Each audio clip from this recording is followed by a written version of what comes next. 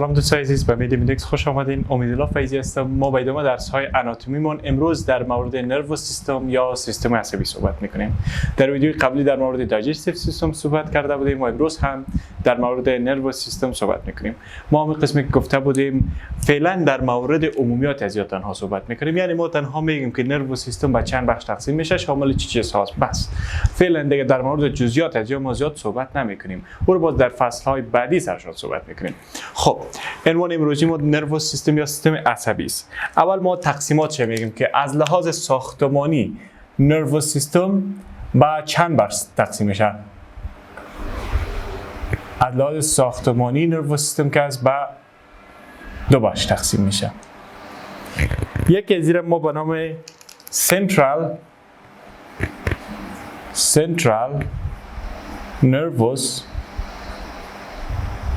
سیستم یاد میکنیم و دیگهش به نام peripheral nervous سیستم یاد میکنیم. یکی central nervous system و دیگه peripheral nervous system. central nervous system یعنی سیستم عصبی مرکزی رو میگن، یا با حرف مخفف به این شکل نشان داده میشه در اکثریت کتاب ها CNS. peripheral nervous system یعنی سیستم عصبی محیطی رو میگن که را به این شکل نشان میدن PNS. central nervous system که شامل دو قسمت میشه، یکی برین و دیگه spinal cord. ببینید سیستم عصبی مرکزی ما در بر گیرنده دو چیز است، یکی برین و دیگه سپاینال کارد. یکی برین است، خود مغز است یا دماغ، برین، و دیگه سپاینال کارد.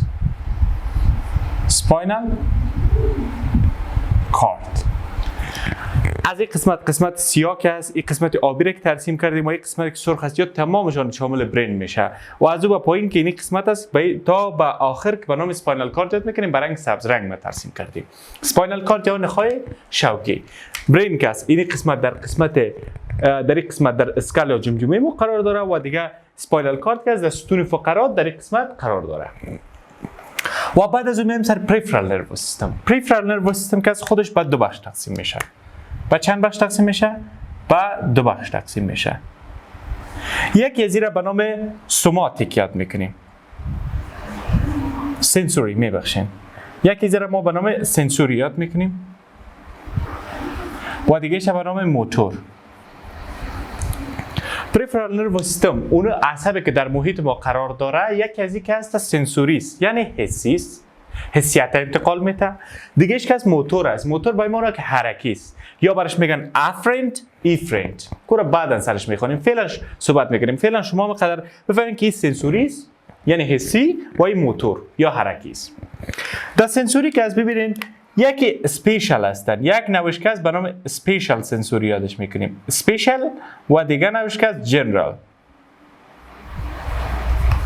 اسپیشال به این معنی که حسیت های خاص انتقال میده، مثلا حس بینایی، حس بویایی، یا کس حسیت های خاص است، یا حس شنوایی، یا حسیت های خاص است که توسط چی انتقال میشه؟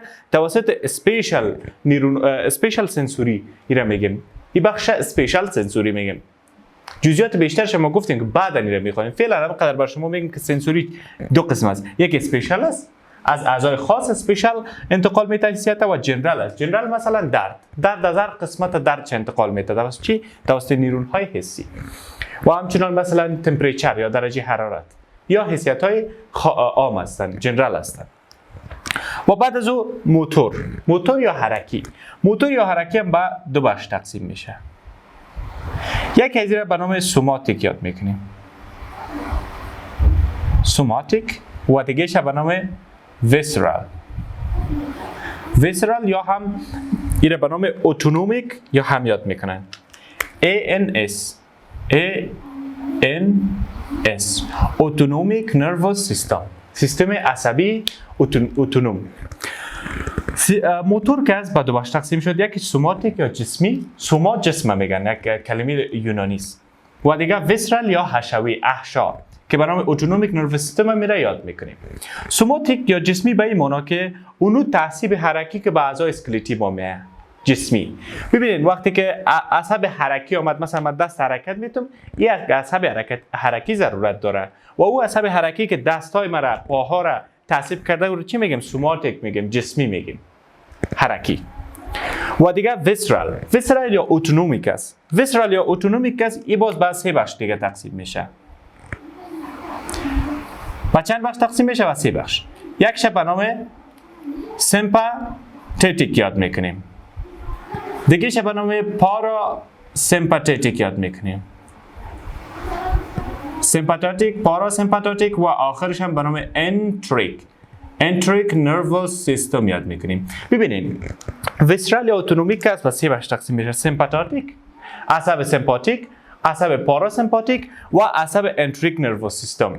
یعنی یا هستن کلش مربوط احشاها میشن، یک عصب موتور هستن، ولی یا در کجا موجود است؟ در احشا. عصب سمپاتیک، عصب پاراسمپاتیک در قسمت عضله دست ما مثلا موجود نیست. درست است در اویه هایش میتونه موجود باشه، اما در عضله دست ما موجود نیست. دیگه انتریک نروس سیستم است که عصبی است که عصب خاص در قسمت سیستم هضمی جی آی ترکت ما موجود است. در سیستم هضمی ما در دیوارهای از اون موجود می باشه و این اکثرا بدون از اینکه دخالت سیستم عصبی در این صورت بگیره، سیستم عصبی مرکزی یعنی برین و سپاینال کارد در دخالت نداره، اما میتونه کنترلش کنن. یعنی یا به طور خودکار خودشان کارشان پیش میبرن انتریک نروس سیستم، اما میتونه که توسط سیستم عصبی مرکزی ما که سپاینال کارد برین است توسط از اون میتونه که یا بعض تغییرات در یا ایجاد شود، یعنی کنترل شود.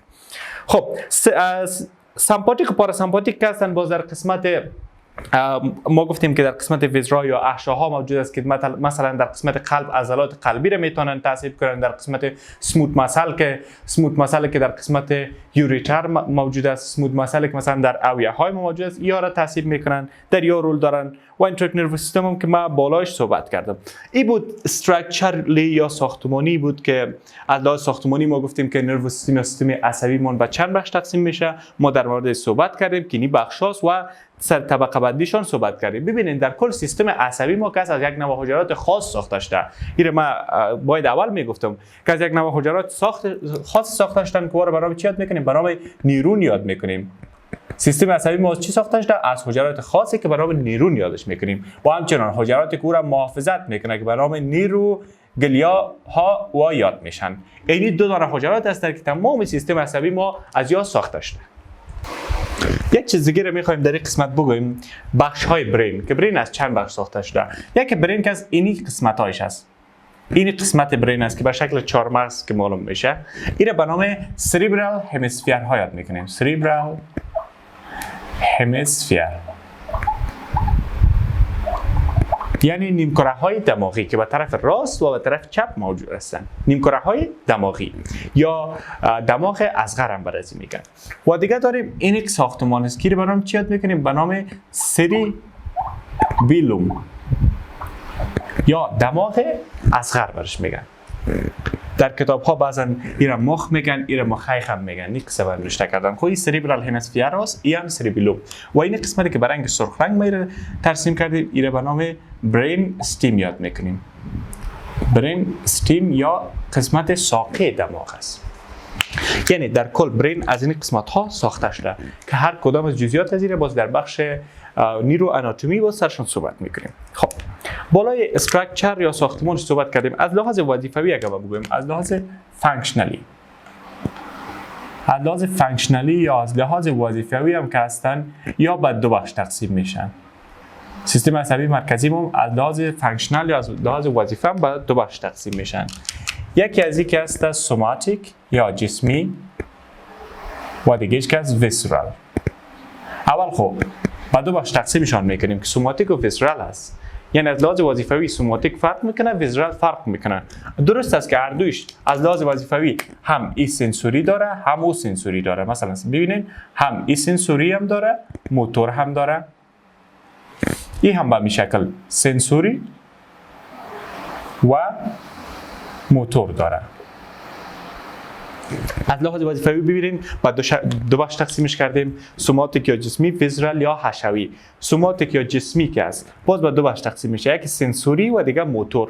ویزرال یا حشوی که است این به دو بخش تقسیم میشه، سنسوری و موتور. فقط فرق این است که باز امی عصبایی که را تصیب میکنه فرق میکنه در این قسمت. مثلا ببینید موتور که در این ساحت این موتور سوماتیک بود، مثلا در سوماتیک خود چون سوماتیک چی میکرد تصیب میکرد، اما در ویزرا یا احشا کرد این باز اتونومیک است در این قسمت یا فرق میکنن. ببینید در این قسمت چی است؟ این اتونومیک است، اتونومیک نرو سیستم است که یعنی سمپاتیک و پاراسمپاتیک است که ویزرا یا احشا را تصیب میکنه. در قسمت سوماتیک و ویزرال ما گفتیم هر دوی از این که میتونه سنسوری و موتور داشته باشه، اما در قسمت سوماتیک که از موتور از این مثلا سوماتیک از موتورش یا حرکیش که عصب سوماتیک می باشه، اما در ویزرال اتونومیک نرو سیستم می باشه، سمپاتیک و پاراسمپاتیک. و در قسمت مثلا حیثیت سنسوریشون در سنسوری عصب سنسوریشون یا حسیشون در قسمت که در سوماتیک که میتونه که جنرال باشه، اما در ویزرال که میتونه که جنرال یا اسپیشال باشه، یعنی یک تفاوت ها را دارن. خب دوستان عزیز این بود موضوع امروز ما در مورد نرو سیستم یا سیستم عصبی صحبت کردیم. این یک بحث بسیار طولانی است اما اینجا فقط مبالای عمومیات از صحبت کردیم. خدا کنه که شما یک چیز را آموخته باشید و به دانش‌های طبی شما افزوده باشه. تا بعد خداوند یار و مددگارتان.